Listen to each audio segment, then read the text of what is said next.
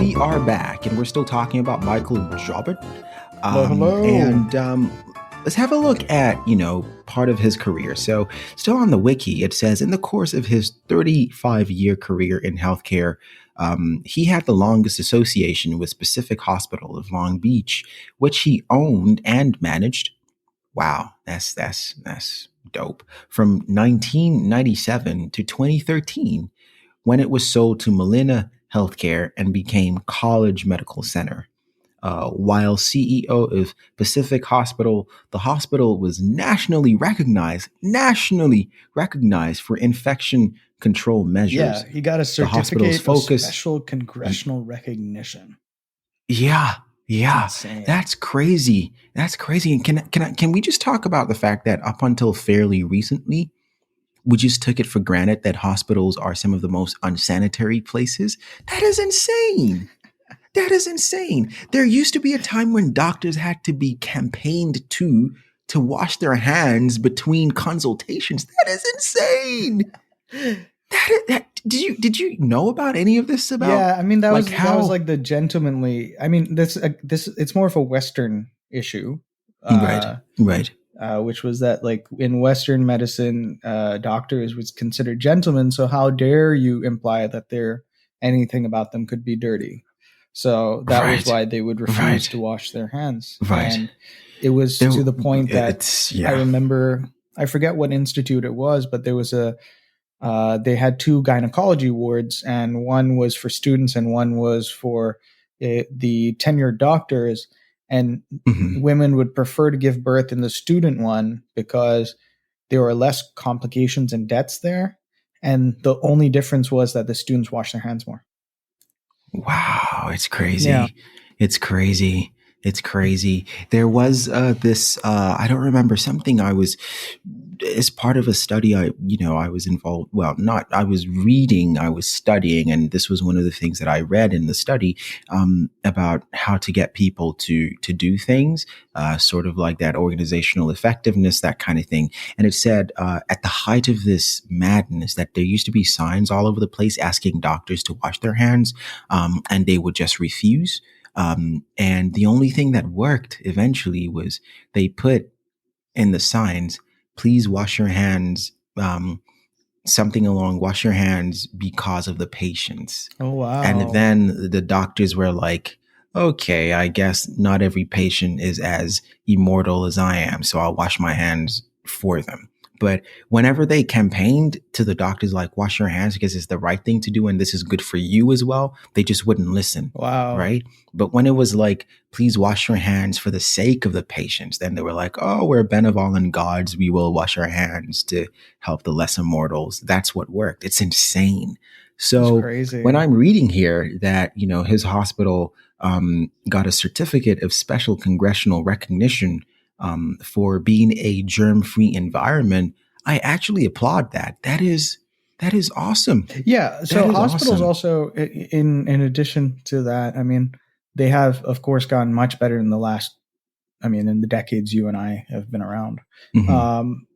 So we should note for our listeners that what the issues that me and Bibi are talking about are something from like the 70s and 60s. Like these have not been around for a while. Because that infection control has become a major, very important thing.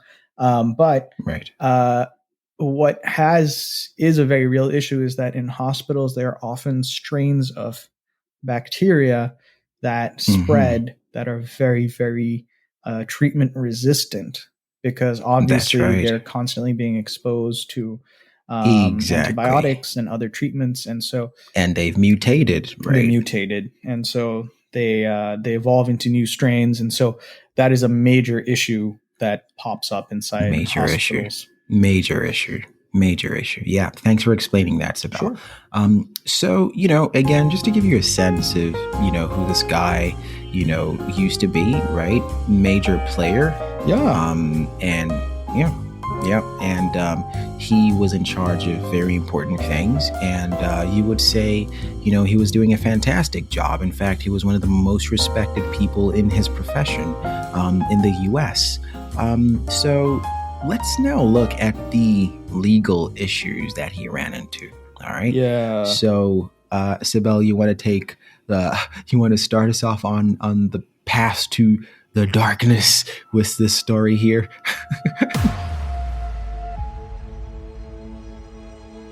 Yeah, we could give a quick summary and then explain it, if that's helpful. Sure. So here's the quick summary. Turns out, Mr. Drobot was bribing some senators from California to keep a specific law on the books. What this law did is it required the state insurance and workplaces to cover everything that was used in spinal surgeries. So all the spinal implant devices, etc. He then was giving kickbacks to every healthcare professional who was referring patients for spinal surgeries to his hospital. Right. And whoever was performing surgeries at his hospital were also getting kickbacks. Right. And then he set up a company that was producing spinal implant devices, and he was selling them to his own hospital at a premium, knowing that they would have to be covered under this law that he was bribing the senator to keep on the books. Right.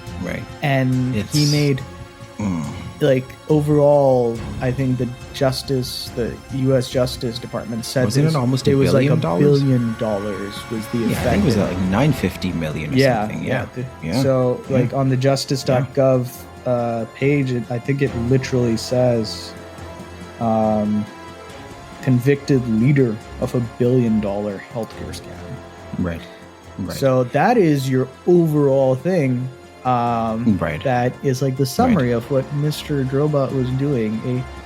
A travesty, if there ever was one. Yeah, I think it's really messed up, because if we unpack this a little bit, so you are essentially commercializing the recommendation of spinal surgery, and you cannot tell me that because of the financial incentive that doctors were not now recommending or prescribing unnecessary spinal surgeries, right? Things that could have been taken care of with a bit of physio, with a bit of other things, they would then go ahead and recommend spinal surgery. So you can imagine how many people's lives were unnecessarily affected by this scheme. I think it is such a horrible thing when the people in charge of taking care of people's health, people's safety, people's security are compromising themselves and compromising their principles in this way. It's just,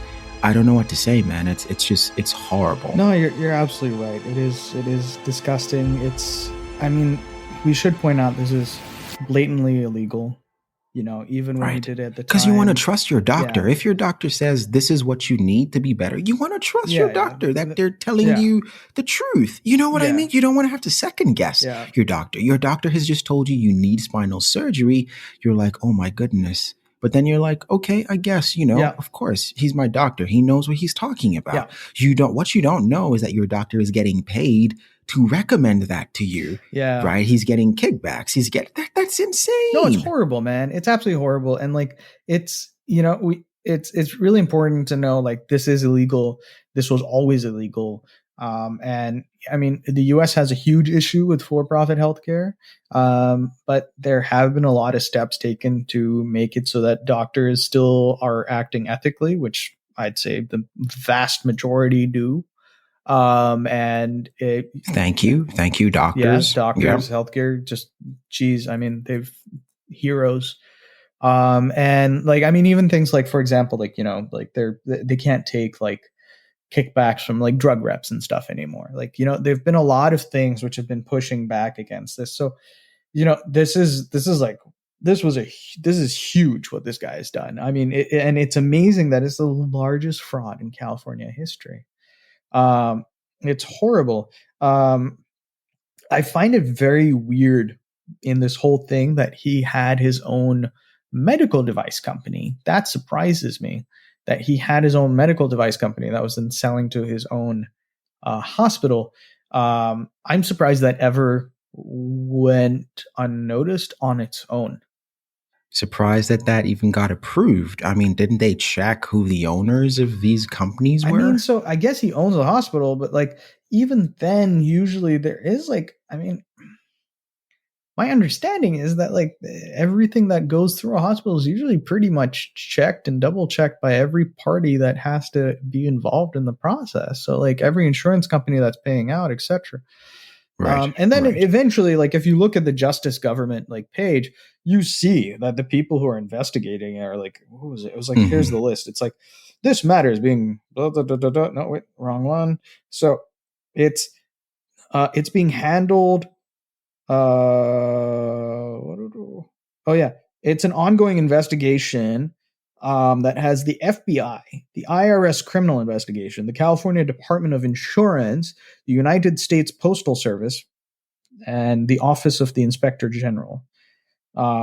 So yeah, like it affects everyone and all these parties get involved, which is fascinating. Because like, I'm just amazed he managed to do it this long. That's what surprises me. Because like there must have been so many doctors and people involved in this process who didn't blow the whistle, which is odd. Of course, because they were getting kickbacks. Yeah, true. But whistleblowers also get compensated. Well, I mean, why would you want to put an end to a good thing? Yeah, right? Fair enough. You do a whistleblower thing, you get paid one time. You do a continued scheme, you get paid in perpetuity, right? Yeah, so, I guess. Yeah. A lot of incentive to be corrupt here. Exactly. You know what? This is just, you're right. Dude, the fact that it went on for so long. They were sued for using counterfeit screws and hardware in spinal surgery. Which I think he's disputed that, which is why I didn't immediately go to it. I think he's disputing that as well. So that's allegedly. Yeah. That's an allegedly. Allegedly. Okay. Jeez. Man. It's a fascinating undermining of the whole thing. And I think it really brings up a huge issue with for-profit healthcare. Like so much of this stuff, it's, I mean, I have no issues of going on the record and saying that for-profit healthcare is inherently a dangerous idea. I hear you. Yeah. People's like health is a need, and putting profit between people's health and healthcare is just not a good idea. Yeah. Sorry. Over to you, BB. Yeah. No. I'm just whenever I read this story again, I'm just blown away by how corrupt the whole thing was. You know what? Let's take a quick break and then we'll be right back, because really there's not much else to talk about. This guy was just horrible no matter how you look at it. So when we get back, we'll look at, the punishment, and then for me, what is the most hilarious part of this, because there's the punishment and then there's the aggravation of the punishment that comes afterwards. Right. We'll go on that quick break and we'll be back. We'll go nowhere. See you soon.